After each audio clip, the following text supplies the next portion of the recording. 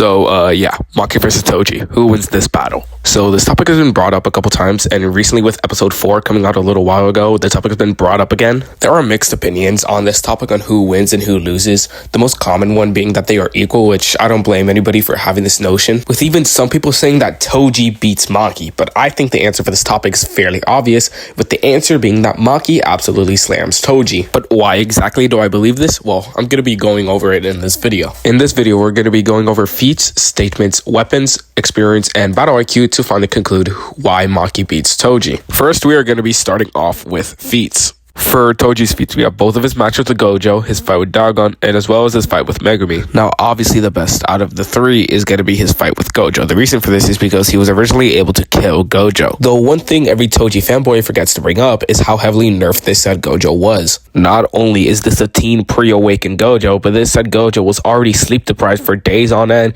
while having 6 eyes on full blast for those said days. His technique was so nerfed to the fact that it was less effective than when it was when he was a kid. Even if Gojo was at full efficiency, Toji's big advantage, being his speed, would still not match up to Gojo's speed if he was at full power. We see this because in his second match, when Gojo's output is finally back, he's able to easily outspeed and even perception blitz Toji. And no, just because this Gojo is quote-unquote awakened does not mean he's physically enhanced whatsoever. All this awakened state gave him was RCT, which allowed him to use Hollow Purple and Red. RCT also allowed him to use this technique in more efficient ways, but that does not physically enhance him whatsoever, and there's no evidence that provides that he was able to use these said ways in his fight with Toji. People also like to say that Toji was able to tank Red when that is not what happened whatsoever.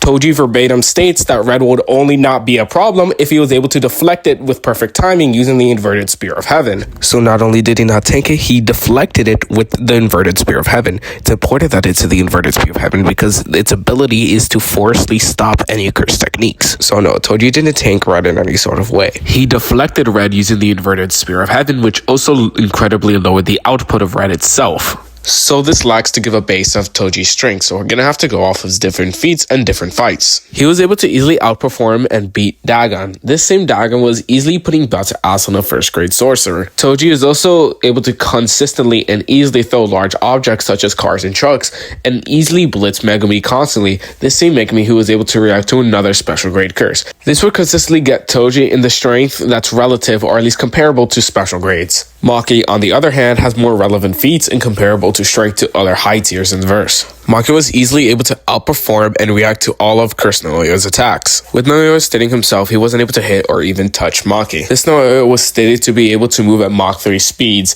Not only is that a better feat than anything Toji has ever done, it's also one of the highest speed feats within the verse, only being possibly exceeded by Kashimo's EM waves. So Maki is obviously faster than Toji, but what about her other physical stats? Well, she surpasses him in all of those too. It's directly shown that she's able to go relative with a 15-finger Megana with fluctuating output, and also go even better relative with a stronger 20-finger Sukuna with still lowered output. Now, just because Sukuna had lowered output does not differentiate these feats from being impressive nonetheless. Now, the cleaves aren't as strong as they would normally be, obviously, but his physical stats are not that hindered. This is because your cursed energy output doesn't actually directly affect your physical stats. Sukuna himself states this when he's in Megumi's body, and Megumi is forcefully fluctuating his cursed energy output when it's at its lowest, being 10%. Though no, this is not a physically perfect 20-finger Sukuna. Yes, he was already physically damaged heavily and was just sneak attacked by Maki. Nonetheless, she goes relative with him being able to deflect plenty of his attacks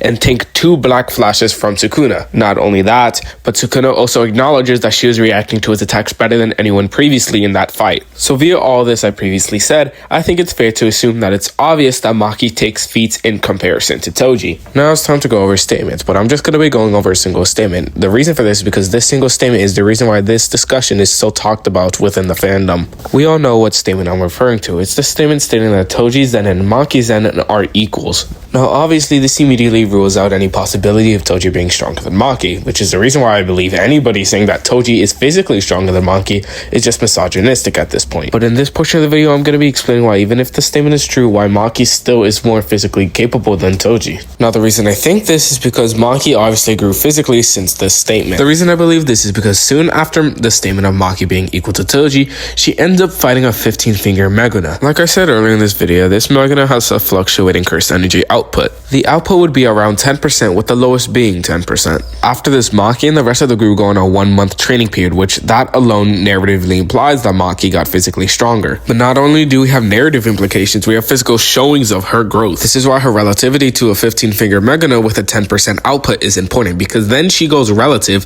with a 20-finger Sukuna with even more output in his true body. Not to mention, the 15-finger Megano was easily handing her and Yuji at the same time. So we have a Maki nearly right after her statement being equal to Toji, being able to barely go relative with a 15-finger Megano with 10% output using one hand. But then after a 1-month training period, she's able to go relative with a true form 20-finger Sukuna with all 4 hands. In terms of physical stats, output, and combat, this 20-finger Sukuna is much more superior to the 15-finger Megano that Maki previously went relative to. The gap between the two Sukunas, it's so insane. It's nearly impossible for her to physically be the same and still put up this performance. But she's not physically the same. Why? Because she went on a 1-month training period. It's so obvious that she got physically stronger. It's hard to believe that some Toji fans just don't think this. I think I've given sufficient evidence to prove why Maki's above Toji, at least so far. If you have any contentions, I really don't care. You could drop your Discord in the comments and I could add you if you want to have a discussion about it, but I'm not explaining anymore in this video. At least in terms of physical stats, that is. Now I'm going to be talking about their weapons. Now the difference in their weapons aren't that big. Toji just has 2 or 3 more weapons than Maki. They both have the Soul Split Katana, and Toji only has the Chain of 1,000 Miles and the Inverted Spear of Heaven. Now the Inverted Spear of Heaven can't really be used for its main use to forcefully stop any curse techniques, because again, Maki doesn't use any cursed techniques and she has no cursed energy. So to Maki, this is just a really short blade that has no use. Its really only use is to go with the Chain of 1,000 Miles, which can extend as long as long as nobody sees its handle. So yeah, if the advantage isn't even that huge, Toji still takes the advantage in terms of weapons. Now it's time for experience. And believe it or not, I do also believe that Maki takes it in terms of experience. You might be wondering why I'm saying this. Toji has been doing this for almost twice the amount of time Maki has, so why would Maki have better experience? I do agree that Toji has more experience, but Maki definitely does have better experience. I say this because experience is just the observation or contact with facts or events. Now, I do agree Toji has more observation with facts and events, but I think Maki has better experience with said facts and events. I think Toji has pretty good experience because of his fight with Gojo and Geto, as well as Dagon and some other characters. He was also a sorcerer assassin for quite some good time, so obviously he's been doing this for a while. But I say Maki has better experience because she's able to go hand to hand with Sukuna. Now that outweighs anything Toji has ever done in terms of battle experience. In terms of combat and fighting, Sukuna is the craftiest and smartest character that we know of. In comparison to Toji just fighting Gojo and Geto, their teen versions of that, where neither of them even knew reverse curse technique, I think it's fair to say Maki's experience definitely outweighs Toji's. Now I could use the same logic to say that Maki is better than Toji in terms of battle experience, but I don't think that's fair. This is because Toji has shown incredible prep time capabilities as well as battle IQ within fights. As well as him being an assassin for a very long time, I think it's fair to say that Toji overtakes Maki in terms of battle IQ. So in conclusion, Maki takes all physical capabilities as well as experience, and Toji just takes battle IQs and weapons. So after this video, I think it's pretty obvious that Maki absolutely slams Toji into the ground. Before I wrap up this video, I want to bring up one last tiny side point that could also be a variable in terms of the winner. This last side point is that Maki has shown that she has accelerated regeneration, which Toji has never shown or been implied to had.